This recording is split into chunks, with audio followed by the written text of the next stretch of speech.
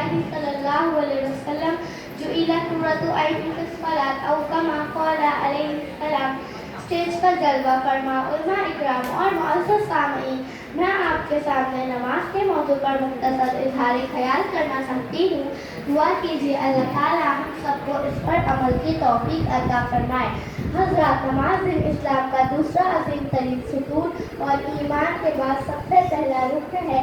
نماز سب سے بڑی عبادت ہے. جس کی زندگی میں نماز ہے اس کی زندگی میں عزت ہے، برکت ہے اور راحت و سکون ہے. نماز اتنی عظیم شان ہے کہ اللہ تعالیٰ نے دنیا کے سارے احکام زمین پر عطا فرمائے، لیکن جب نماز کی باری آئی تو ہم تعالیٰ نے اپنے محبوب حضرت محمد صلی اللہ علیہ وسلم کو شب معراج میں آسمان پر بلا کر عطا فرمایا. گویا نماز خدا کا قیمتی تحفہ ہے جو اس نے امت محمدیہ کو بخشا ہے.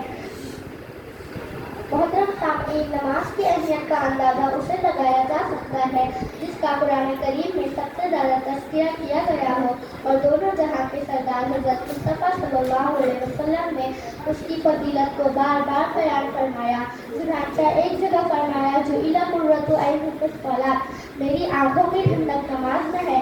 ایک حدیث میں فرمایا الصلاۃ ایمان الدین، نماز دین کا ستون ہے. فرمایا جس نے نماز کو قائم کیا اس نے دین کو قائم کیا، اور جس نے نماز کو قائم نہ کیا اس نے دین کو ڈھا دیا. آپ صلی اللہ علیہ وسلم نے فرمایا جب بچہ 7 سال کا ہو جائے تو اس پر نماز کا حکم کرو، اور جب بچہ 10 سال کا ہو جائے تو اس پر نماز چھوڑنے پر مارو. سامعین اکرام، نماز چھوڑنا بہت بڑا گناہ ہے. آپ صلی اللہ علیہ وسلم نے فرمایا ایمان اور کفر کے درمیان فرق کرنے والی چیز نماز ہے. فرمایا جس نے جان بوجھ کر نماز چھوڑ دی اس نے کفر کیا. اس کا مطلب یہ بھی ہو سکتا ہے کہ نماز چھوڑنے والوں کو موت کے وقت کلمہ نصیب نہ ہو اور کفر پر موت آ جائے. نعوذ باللہ. میرے بھائیو، نماز جس طرح دنیا میں عزت کا ذریعہ ہے اسی طرح آخرت میں اہل ایمان کی پہچان ہوگی.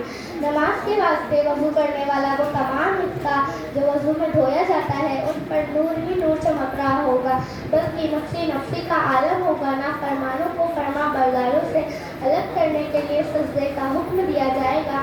سب کے سب سجدے میں چلے جائیں گے، لیکن وہ لوگ جو نماز نہیں پڑھتے تھے ان کی کمر میں تختہ لگا دیا جائے گا جس کے سبب وہ سجدہ نہیں کر سکیں گے.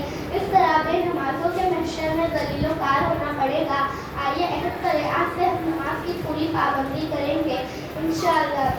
اب میں ایک شعر کہہ کر اپنی بات ختم کرتی ہوں کہ ایک سجدہ جسے تو گرا سمجھتا ہے، کہ ایک سجدہ جسے تو گرا سمجھتا ہے، اگر سجدے